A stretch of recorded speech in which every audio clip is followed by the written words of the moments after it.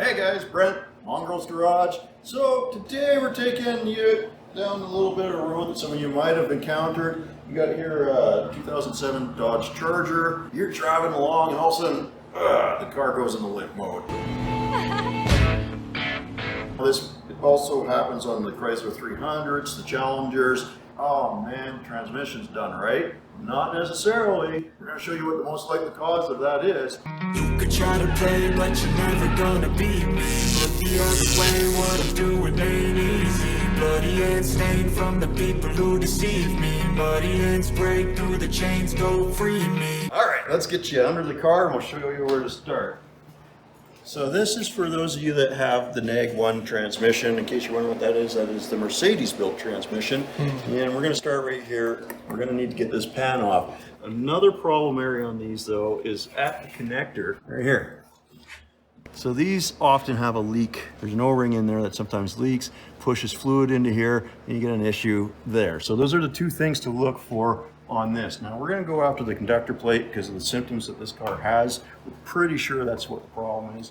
You're going to have to get this pan off, drop the valve body, get at the conductor plate. So let's get to it. Now one thing I will caution you on is you can see these are actually fairly long screws that go in here, and this is an aluminum block, hooks the edge of the pan, and you got to be very careful taking these off because it can sometimes seize in there and you're going to snap that bolt. No way! So just be mindful of that. Take your time. Don't get in a rush or you could end up with some real problems with these. Hey, look at that guy over there. Mike, what are you doing? Well, I don't know. Someone told me to screw this thing so. Oh, okay. You're taking that That's what I did. Yeah, Transmission mount is off. We should be able to get to all the bolts we need to now. Is that plastic? No, that's not plastic. No, that's metal. So you unscrewed the tranny. Good. Yeah. Yeah, and we've got this blocked up so it doesn't fall on my head, which is nice. All right. Yeah, well, we're not going to leave it that way. What we're going to do is we're going to crack those back bolts off right there. And then we're going to put that transmission mount back on just to support it, and we can pull it down out. Okay, so I did say you had to be careful when you're doing this. I'm going to show you how to be careful. If you just get on this and reef on it, it's a good chance to strip it out. So you want to do the rocking motion, a little bit back and forth like that, and then it'll crack free like that. And there you go. Same thing with this one. The wiggle, and we're out. Okay, so we got all these cracked loose. So we got lucky. We didn't break any of them. Sweet. All right, we're gonna get these back ones out. We're gonna put the transmission mount back on. Should be able to drop this pan off. We'll drop the fronts down. We'll get the oil out of it, and we'll get to that valve body.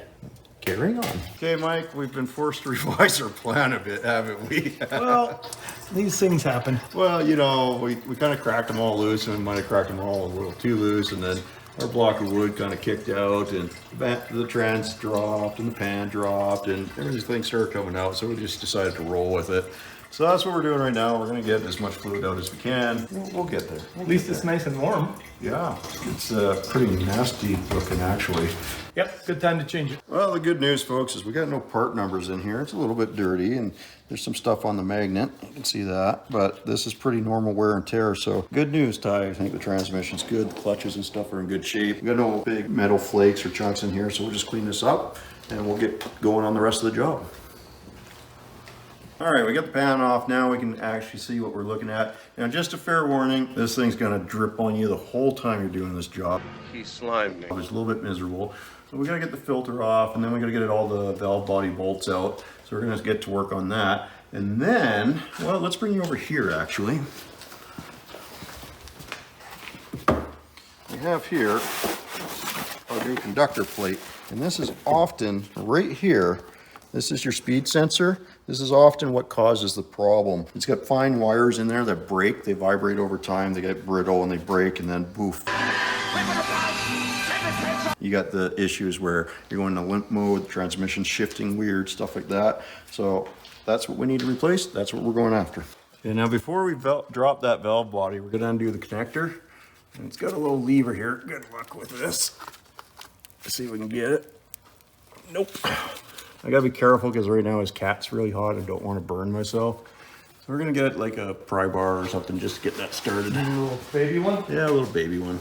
I got that started, and what's gonna happen is as you undo this, you're gonna push the connector off. There we go. Oh, it's being stubborn, man. What do you need? Oh, there we go. Okay, connector's out.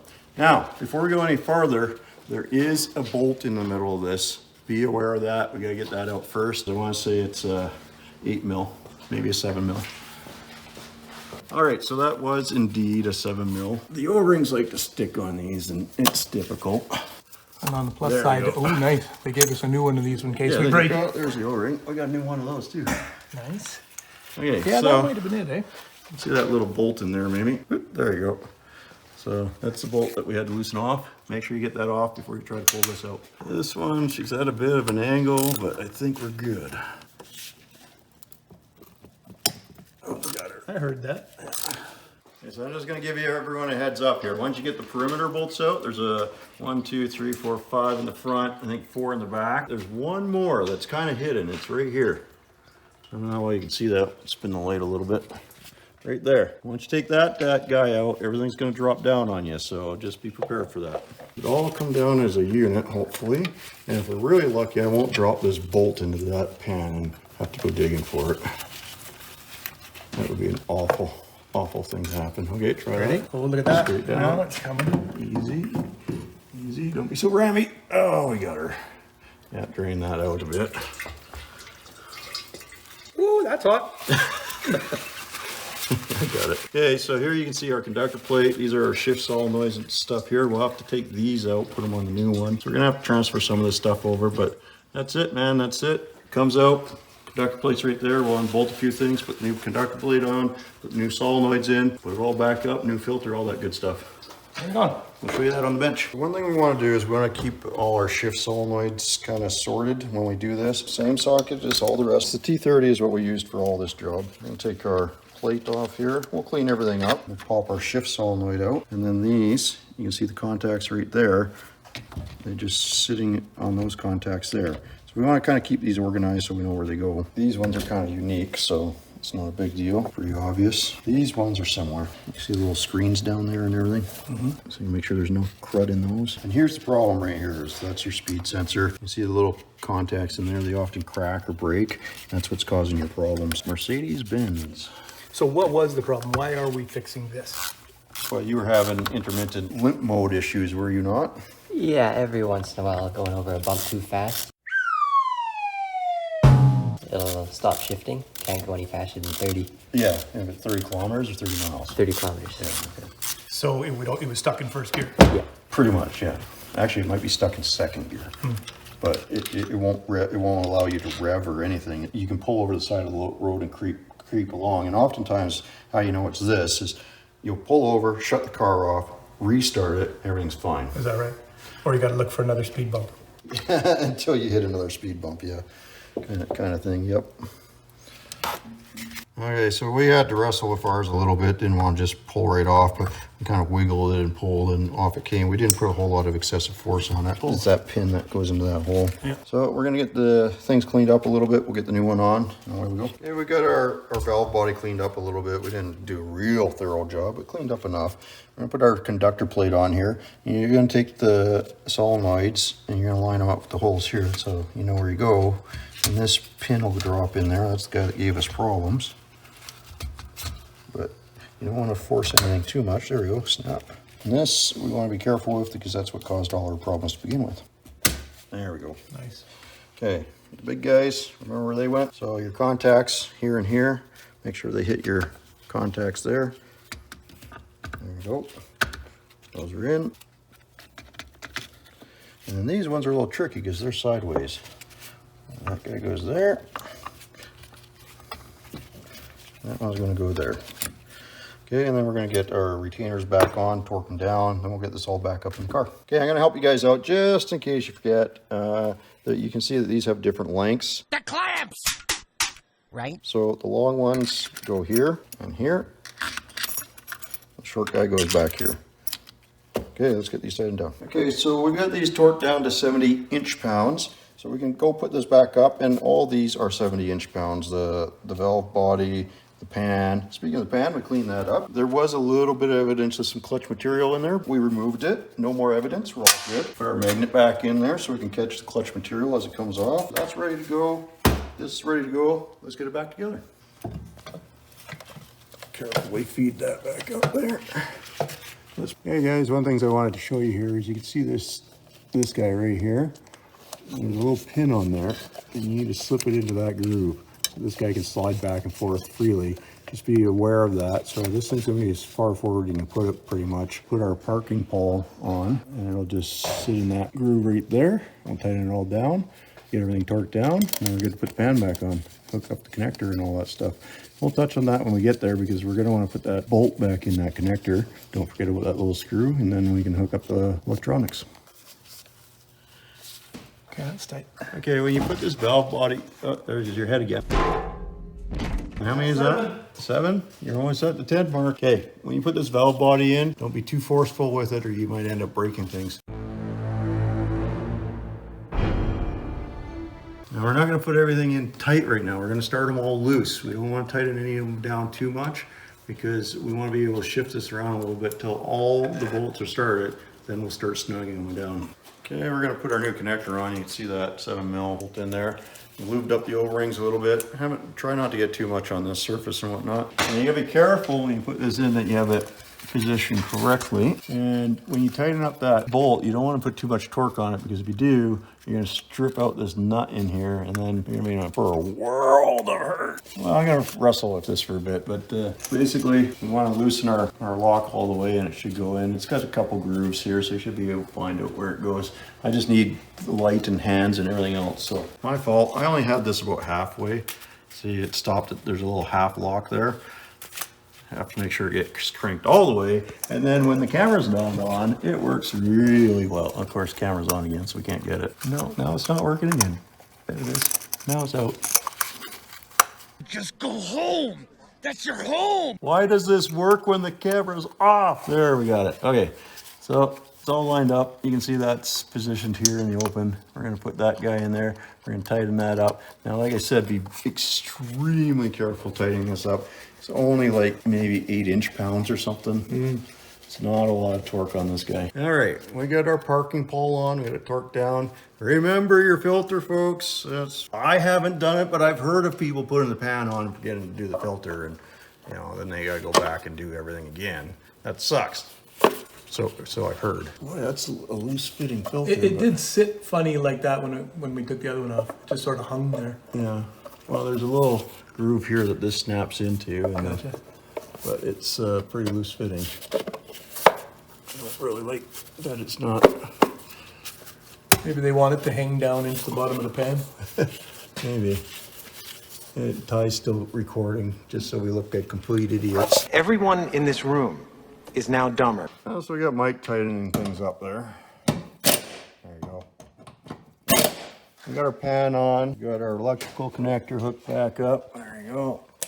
So what we're gonna do is we're gonna get it down, put some fluid in it. And by the way, these don't have a dipstick, so we'll show you how to deal with that. So here it is. This is our transmission servicing tool for this car. I told you I'd show it. And if you look at this end, you can see it's marked in millimeters down there, 20, 30, 40. And what you want to do is you want to go in the service information and look up the chart. And the transmission will say it's at this temperature, it's supposed to have this many millimeters in it. Now, what I usually do is I just get it up to operating temperature. I know what temperature that is. And I set it right at that mark, that whatever it's on the chart. I don't remember off the top of my head. I think it's around 70 millimeters. So that's what we're going to do. And that should be good. So here's where we're going to fill up our transmission fluid. These don't come with a stick in them, but you can buy it. I think I got it off a Rock Auto. Anyways, we're going to get to filling this up. That is not the same stuff. The stuff we took out was black. Obviously, we got the wrong stuff. Well, you know what? This is the actual stuff you're supposed to be using. Well, you can use ATF +4 or you can use ATF 44. This is the German version of ATF +4. So we're going to start with 4 liters. A what? A liter. And then we'll get things warmed up and we'll measure it and then we'll see if it needs more or if it's good. Right on. Okay, folks, I gotta admit, messed up a little bit. We messed something, probably is getting a little too rough when I put the conductor plate in. I'll crush you with my bare hands. We got a no start condition. It's likely this guy right there on your conductor plate, this little pin that goes in and that tells the transmission whether it's in park, neutral, whatever. So it thinks it's in gear and it's not gonna let the car start. We had some other issues with the key, but we've resolved that. So now we're gonna have to go in there and I could take that pin out of this one. It's not broken and replace it in the other one. So that's what we're doing. Yay, doing a job twice. That's my mistake, I admit it. But if you get a no start condition, that could be your problem right there. So we're gonna take our pick, we're gonna pop it up in here, we're gonna undo the little latch on here, and be careful not to stab your fingers. I did that, it hurts. Pop open. There we go. Another little latch back here we're gonna undo. There we go. So we slide our pick in, release that latch. We're just gonna pop it open, slide that out, and we'll replace it in the other one. And hopefully that fixes our issue. We got the car running. Here's the tool. We're gonna pop this out. We're gonna put the tool in. Like I said, I like to get this thing up to operating temperature. You should have about 65, 70 millimeters of fluid in there on this stick when it's at operating temperature. What you're really supposed to do, you're supposed to go in the computer, see what temperature the transmission's at, and then look at your chart, and it'll tell you how many millimeters you're supposed to have on here. But we're just going to get it to operating temperature, put it at about 60 to 70 range, and we should be fine. So you're going to feed it in till it bottoms out. Right about there. And just it doesn't, you got quite a bit left here. You're just going till that bottoms out, and don't push hard on it because you'll bend that little, you'll get your measurement messed up. We're gonna pull it out, see where we're at. Hard to see. Well, that's because it's not black. So we should have got the black stuff. Yeah, we should have. We got a lot in there, yeah. Well, that's right around, no, it's not that high. Flip it over. I can't see.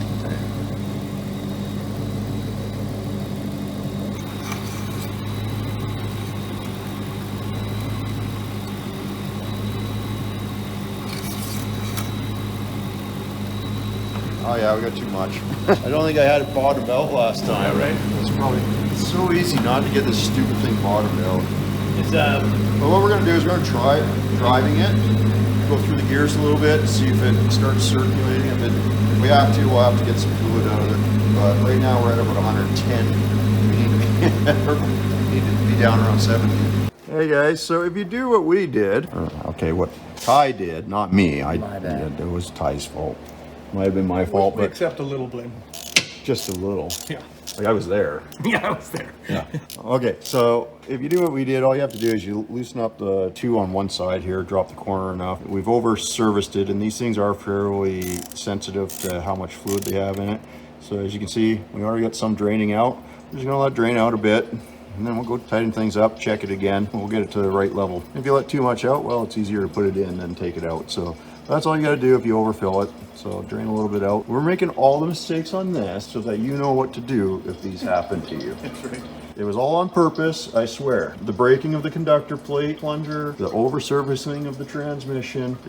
We did it all on purpose, right guys? You're a big fat phony! On the plus side, we spent $0 fixing it, so. Well, that is true. Well, besides the initial conductor plate cost and fluid and stuff like that. But it's actually driving really good, shifting well. We're gonna take it out for another run after we're all done. But I think this is gonna be all good. And on the bonus, you can now start it with the key because we fixed that problem too, right?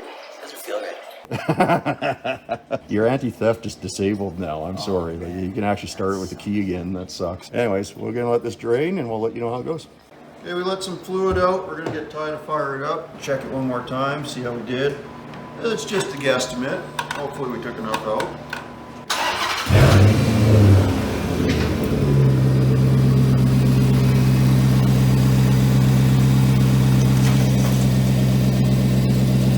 Right there, it feels like it's in, but that's the curve. And that's where I messed up before. So now we definitely got it in enough. Well, we're down at 20. Wait, 30. Where do you see it? 40? 40. Who's got 55? 55. Well, we're getting close. We'll have to add a little bit. I'll check it one more time just to make sure. I took a little too much out that last round. That's okay. It's easier to fill than take it out. When it's at operating temperature, the transmission should be around 165, 170 degrees. Depending how hard you're working at, we're just sitting here idling. It shouldn't be too bad. So that's where we're going to go on our chart, and that's where we're about 65 mils, 70 mils, something like that. This time, we've learned our lesson. We're going to sneak up on it. We're not just going to go hog wild and dump. So, we'll see what that brings us up. About 45. Yeah, 45. So that brought us up about 10. Yep. So if we do another funnel full, that should be 10 will get us to 55 or something. Yeah. Probably 2 more funnel fulls. I think that's going to use up the last of it here. That might just be where we need it. And if it's not, it's close enough. That's a whole nother video. Yeah, we're gonna check it. Oh, it's good because we're kind of out of transmission fluid. Nice. We're right at 65, folks. Right there. That's about where we should be. So we're good. Perfect. Just happened to work out. Just the right amount. Just another day at Mongrels Garage. You know what you're doing, and you screw up a couple times. You're good. Wait, no. I want to edit that out.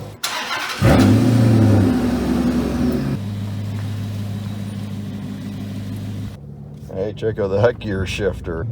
Hey, let's give it a little gas time.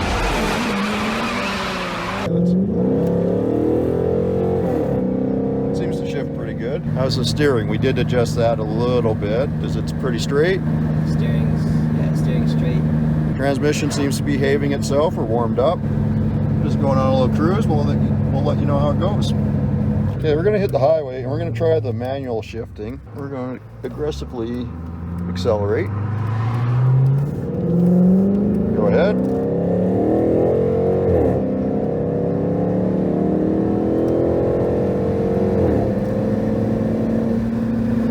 That's good.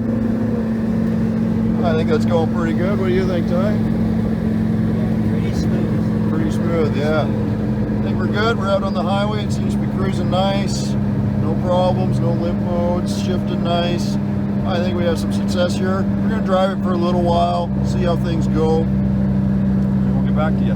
Been on a bit of a drive and everything seems to be working well. I think we nailed it. It's all good, shifting good, no more issues.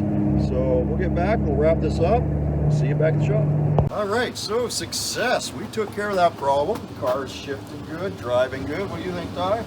I think it's great. Thank you very much for all your help on this. Oh, no problem.